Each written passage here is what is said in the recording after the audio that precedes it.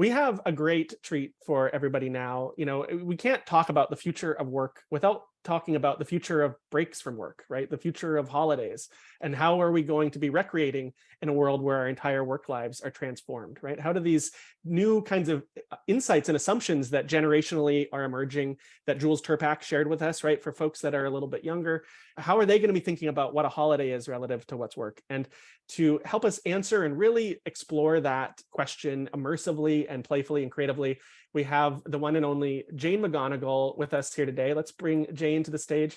Hi, Jane. Thank you so much for being with us. Hi, Dylan. Thank you so much for having me. I am delighted to be here today and to celebrate the future with everyone with a little bit of Scenario Club. I am representing the Institute for the Future's first public membership program, Urgent Optimists. If we have any Urgent Optimists in the room today, give me a little heart or a thumbs up so I can wave hello at you. Amazing. Oh, look at all that. Urgent Optimists is a community for everyone interested in developing their future imagination skills, discovering new scenarios, and using their own voices and actions to make a better world. If you haven't joined Urgent Optimists yet, it's incredibly easy and affordable. For a monthly recurring donation to IFTF of just $10 or a one-time annual donation of $99, you get access to our Scenario Club, to social simulations, to signals of change scavenger hunts, to collaboration workshops, and lots of amazing people who are thinking about and making the future. We're going to do a little bit of urgent optimism today in the form of a quick scenario club. We have a monthly scenario club. It's like a book club, but instead of talking about a different book each month, we talk about a different future scenario. A future scenario, of course, is a destination for mental time travel. It's a description of a particular future we might wake up in, and it's always a world where at least one thing is dramatically different from today. And the great thing about a scenario club is that it gives us ways to take mental time trips together, right? It gives us a common destination so we can all imagine the same future from our unique points of view and tap into that power of collective imagination. When we are immersing ourselves in these future scenarios, the big question we're always asking is, if we woke up in this future, what actions would we take? How would we use our own individual skills and abilities? How would we be guided by our own values to make a positive difference in this future?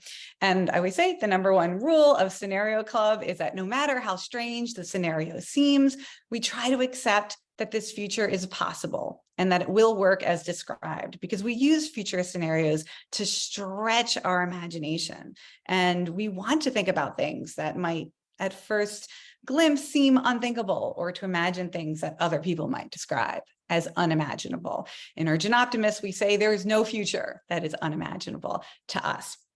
Now, the scenario we're all going to play with together right now, it is inspired by the future of AI and perhaps automated work, but it's a future about holidays and rest. And the way that I came to this scenario was actually thinking about how we might use our productivity gains and how we might see just a little bit less human labor in the future. Even as we empower workers to do new things and find meaningful work, maybe we can finally get to that 4-day work week with a little more AI and automation.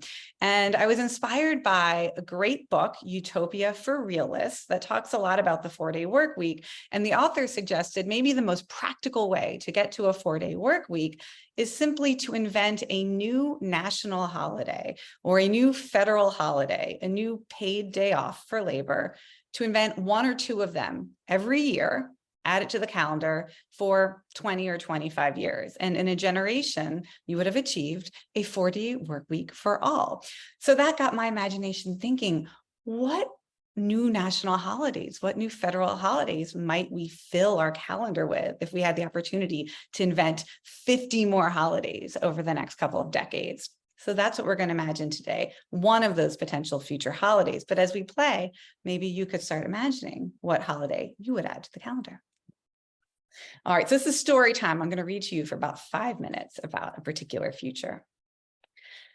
called Rewilding Wednesday, and it takes place on October 4th, 2033.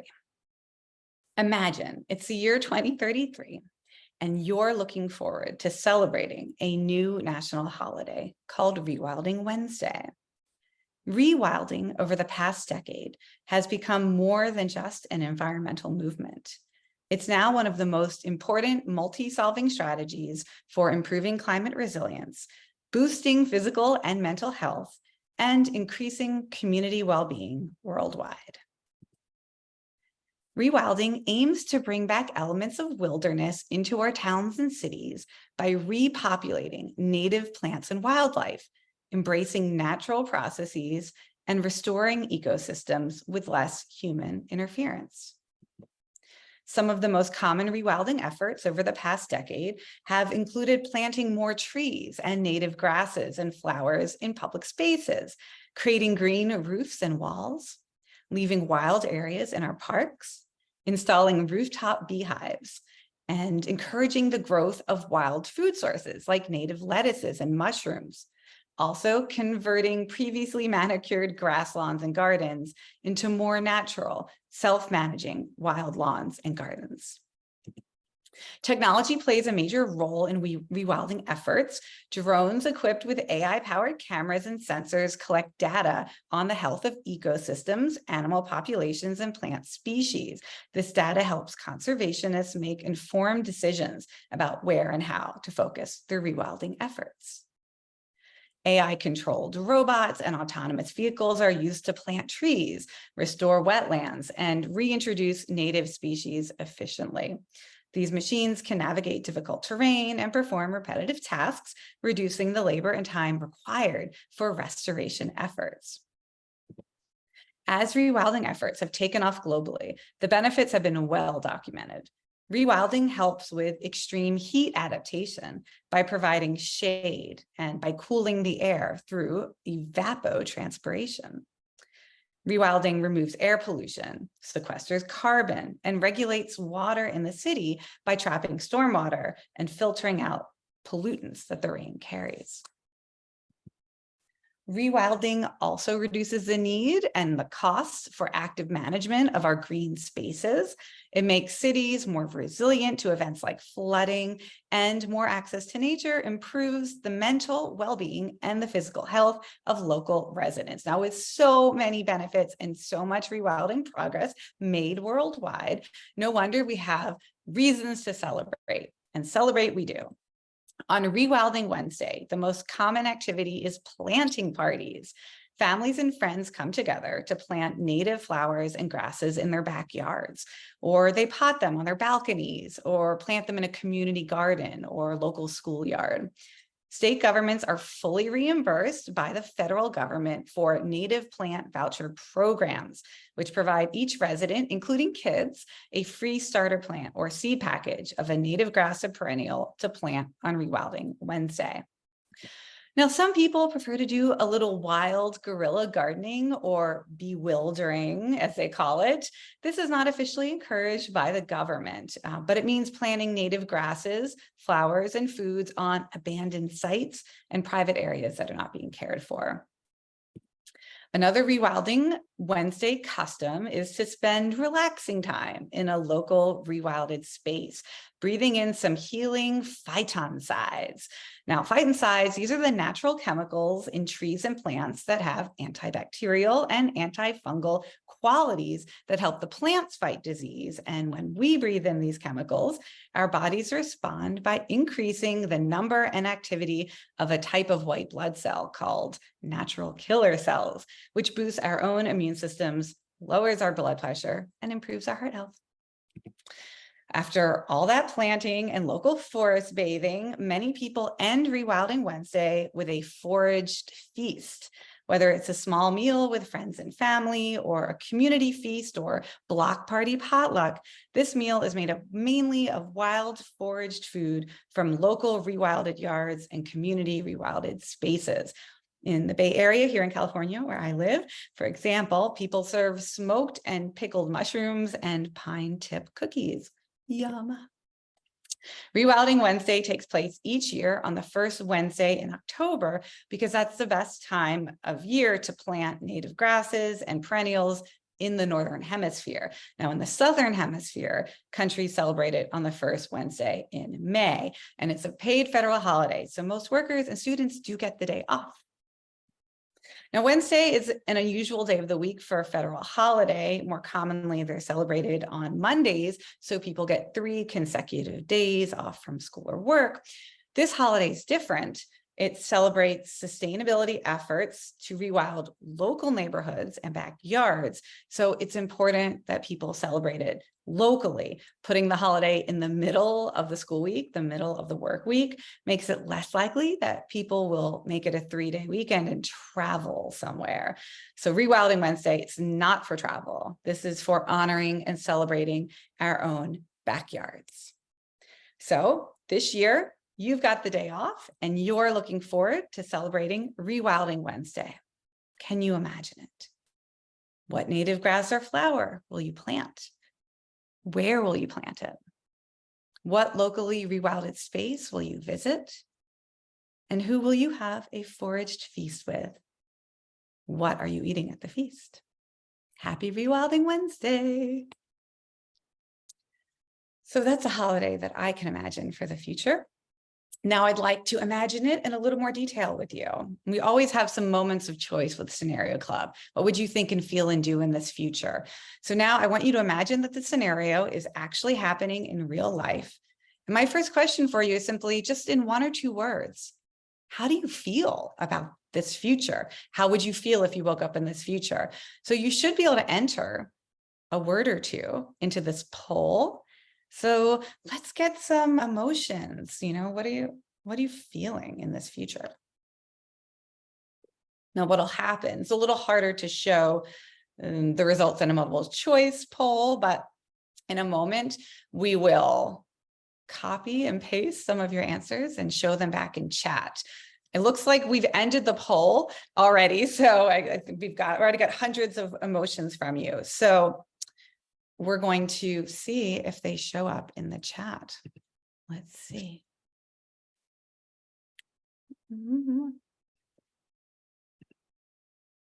Oh boy, here we go. We're feeling happy, excited, fine, hopeful, delicious, connected, grounded, loved, amazing, excited, warm, community-driven. This is great. I think those were the top, maybe most common words, but Julie, keep posting some more. Love to see some words. All right. And we have another poll to share.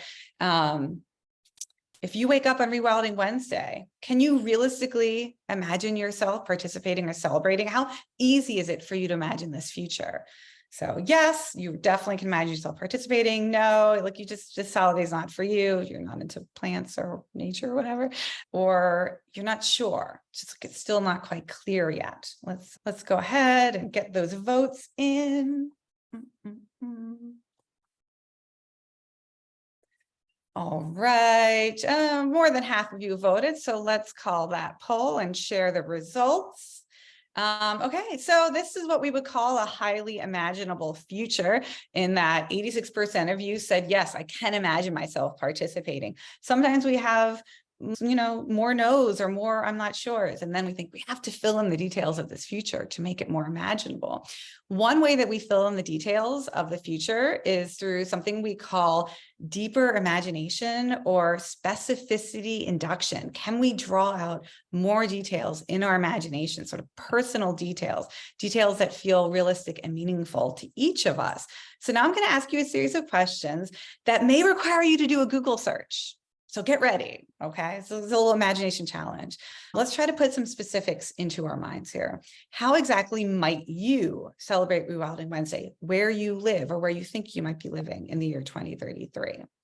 So the first question I want you to answer, and we're going to open up a poll so you can answer this with words, is what native grass or flower would you plant, and where do you plant or pot it? Now, this might be challenging for you because you may not know the name of native grasses or flowers where you live. So I'd like to see if some of you can quickly go Google, what are the native grasses in New Jersey, or what are the native wildflowers in, the Bay Area? Can you come up with an answer to this question. And if you don't already have one, this should help you make this future more imaginable just by learning a little bit more about rewilding where you live. So you are exceeding my hopes. More than 100 of you have already found an answer to this question. I'm going to give you one more moment. Let's keep the poll going and see how many of you can deepen your imagination on this question. As long as I see these numbers going up, I'm going to keep the poll going because it's so important. We want to be able to deeply imagine strange possibilities. Thank you for that heart. I might turn into one of those NPCs every time I see a heart like that. Okay, let's close the poll. We've got hundreds and hundreds of specific answers to this question, and Julie will post some of them in the chat so we can see what we're planning and where we're planning it. Let's try that again. So what locally rewilded space will you visit? Now here you don't have to Google, but I want you to think of a place in your community or the city nearest you that you could imagine being rewilded. So for example, I live near a golf course. So I'm going to imagine that that golf course, sorry, golfers, has been rewilded and you can't really play golf there. Or maybe you play a new version of golf that, I don't know, is more in tune with nature and wildlife. So where do you think will be rewilded in the next decade? What's a specific place you can imagine? Can we get that poll up, Julie, so people can answer that question? Or who's ever putting up the polls. Let's see. Here it comes. All right. How many of you can think of a specific place that might be rewilded?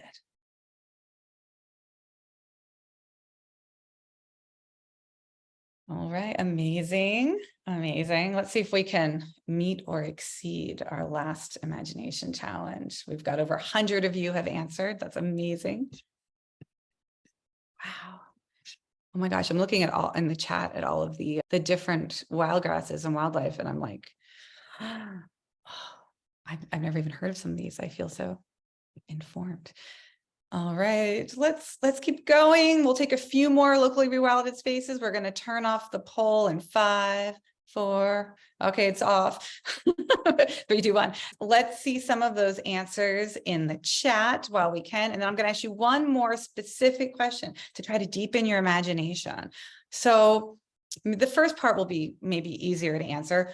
Who would you have a forage feast with? So just imagine 10 years from now, who are you going to spend this meal with? And if you are able to think of or Google quickly, what's the type of food that you could forage in your own climate, your own microclimate, your own native environment? What wild food would you be eating? Like I said, pine tip cookies is definitely a possibility for me here in the Bay Area, and smoking and pickling some mushrooms. And I'm imagining that my husband and I host it. My kids will be 18 in 10 years, so they hopefully will still want to hang out with us. We'll invite them and some of their friends too. All right, over 100 of you have already imagined who you're eating a forage feast with and what food you're eating. I'm going to give you a moment to deepen your imagination. Oh, look at all these places that you've rewilded, all the old parking lots and unused office spaces, cemeteries being rewilded. Very interesting. Older industrial areas. I love it. Ooh, all right. Let's give you one more second, last chance to get some deep imagination, and we'll end that poll and we'll get some of your imagine feasts into the chat. And then the last question I'll leave you with, although we're not going to do a poll on this, but we always invite people, if you don't like a future that we're imagining, there's something about it that doesn't fit with your sense of what a beautiful future or a fair future, a just future, a healthy future, an abundant future. If something doesn't work for you about the scenario, how would you change it? So we always leave room to imagine, are you protesting this future? Are you resisting it? Are you trying to change it? What are you doing to make this a better future? And we always say, rewriting a scenario is like a rehearsal for changing the future. So if you wanted to rewrite this holiday in some way to make it better representative of a future you want, we always invite people to do that as well. So maybe you will let your imagination run. Well, we normally say run wild, but let your imagination run rewild on that scenario. We always want to give you some signals of change that you can follow to learn more about the real things happening today that inspired the scenario. So here are some of my favorite ways to get involved and deepen our understanding of this possible future. There is an online magazine called Rewilding. We're going to put all of these links in chat. Here they are. So you just want to read sort of like a lifestyle magazine, 6 Steps to Rewilding at Home. Check out the magazine. There's an amazing group called Green Earth Gardeners based in the Bay Area, but they will send across the country these little seed shakers or like salt shakers, but you just sort of throw them around as you walk by different public spaces or green spaces to get some local wildflower sort of blooming. So you can order one for your region. There's a group called Rewild that's very focused on helping connect people with actions they can take to support rewilding efforts. So if you want to take action, check out Rewild. If you just want to know like what's going on and what are the most amazing, big, epic projects people are working on for rewilding, I really like the Rewilding Europe organization. They have a network where you can connect with big, ambitious epic rewilding efforts. So that's a great place to learn about what's going on. And there's a really cool blog called Rewilding Earth that has a news, kind of updating news from rewilding and new science, what we're learning, what works, what doesn't work. So that's a great place to inform your imagination as well. What we always do with each scenario is we score it to see how much urgent optimism it generates in our community. So I'm going to ask you our 3 scoring questions, and you can help me score the Rewilding Wednesday scenario. So let's bring up the first question that we always ask. And that question is, on a scale of 1 to 10, how realistic or plausible is this scenario? So 0 is not at all realistic. It's totally impossible. 10 is completely possible. I can definitely imagine this happening. All right, we're getting our numbers in. Let's try to get at least half of you voting before we turn this off. All right, we're going to close the poll in 5, 4, 3, 2, 1. And this is great. Pretty good distribution, but definitely ranging more towards the higher end. So if I were to crunch some numbers on this, I would say that we're going to average out at about a 7.2. Let's see the second question that we use to score our scenarios. Oh, well, let's share the results. Sorry. Did we share the results yet? Let's share those results. We did. Yeah, we did. Okay, great. Let's go to our second urgent optimist scoring question. All right, so on a scale of 1 to 10, how worried or excited would you be to wake up in this future? So 0 is extremely worried. This is the worst possible future you can imagine. 10 is extremely excited. This is so close to the future that you dream of. All right.